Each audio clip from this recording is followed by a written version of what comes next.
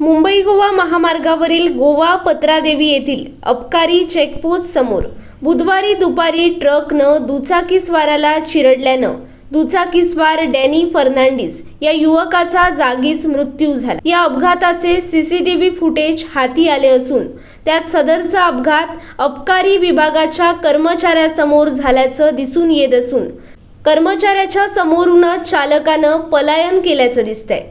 सदर घटनेनंतर डॅनी याच्या मित्र परिवारानं अबकारी विभागाच्या कर्मचारी व अधिकारी यांच्या दुर्लक्षपणामुळे हा चालक पळून गेल्याचा आरोप करत महामार्ग बंद केला होता।